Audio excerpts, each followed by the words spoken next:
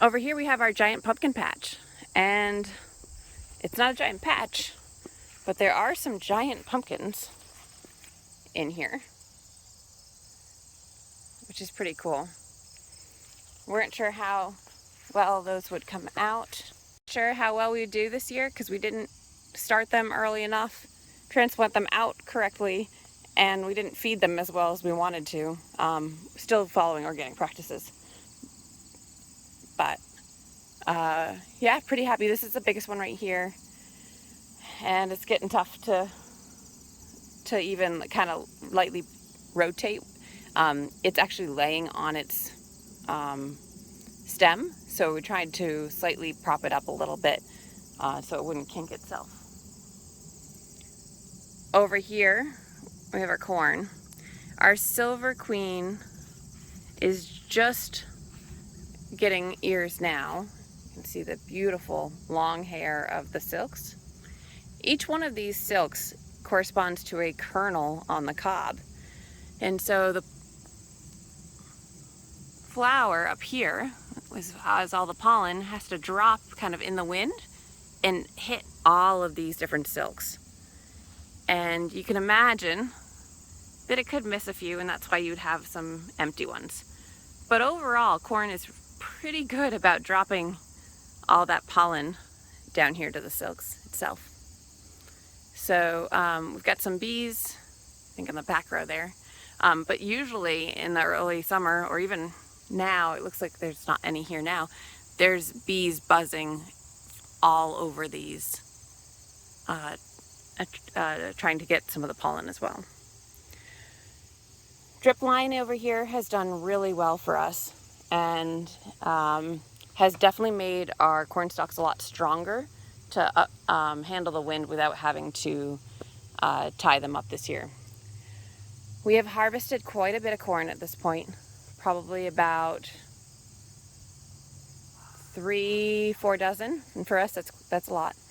We've been eating it quite a bit, and we also harvested a ton because of the squirrels. And you'll see some of the stalks actually got broken, and the squirrels have been coming in here now, as well as deer. So I'm trying not to step on that one. And so as that happens, we will lose more and more stalks, and we expect more and more to show up like this. And you can see this plant got even dragged out of the roots, got dragged out so that they could get that corn. So I'm doing what I can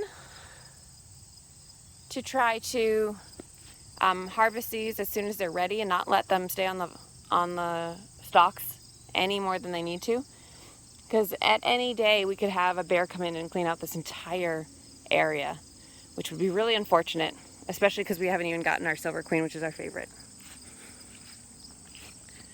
That's part of not having a fence here, and hopefully we'll be able to mill some hemlock posts pretty quick here and get that fencing put up.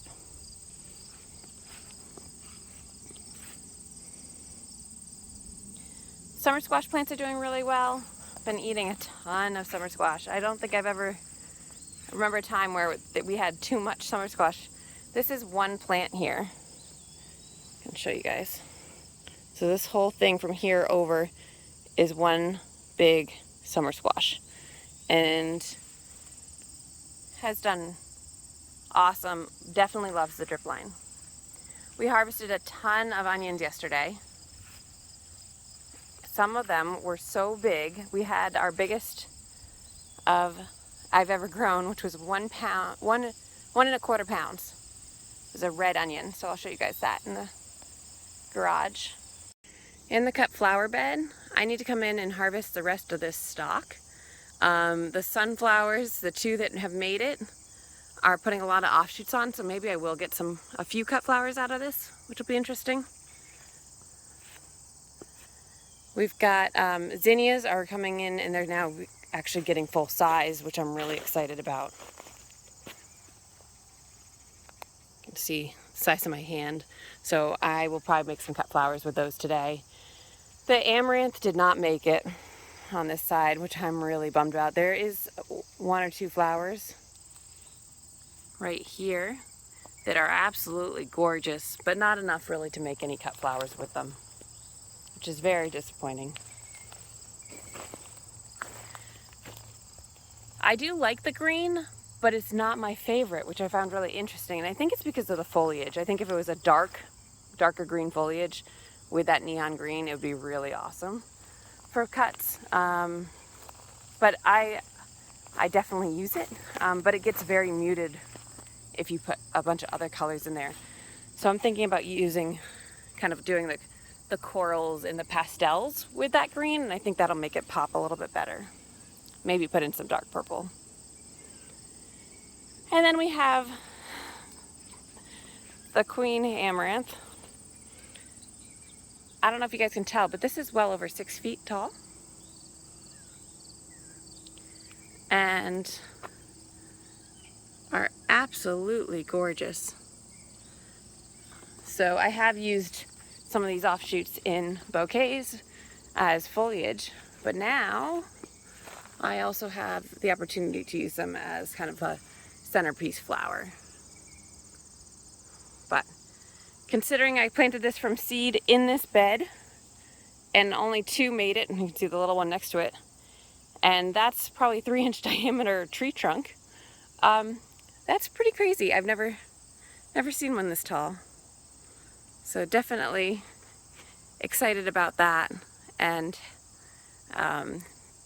just think it looks really funny in this cut flower bed where everything else, well, I guess you got 2 tall sunflowers, but everything else is not like got eaten around it or died around it, and I couldn't get the bunnies to stop eating it. So, but either way, I do think this is actually beautiful. This is one tomatillo plant, and the potato bugs actually killed, or the squash bugs killed the other plant, its mate, and it needs a second one to fertilize. So I planted one of the middle garlic rows there. You can kind of see it over there. I planted like 6 or 7 tomatillos again to try to get some flowers so that this could produce. And most of them got eaten.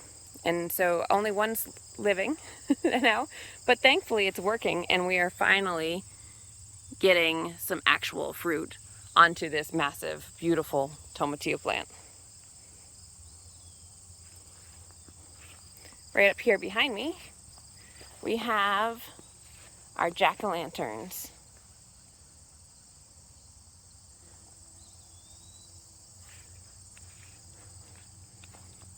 If you guys have kids and you're growing jack-o'-lanterns, I highly recommend letting them at the green stage of the pumpkin, right about there, etch their name into it.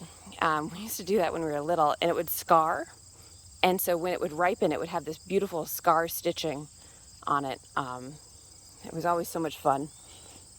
And also probably helped us not argue over whose was whose. Oh, I missed a cucumber. I'll have to pick that. Here's one of our biggest watermelon we have on the property.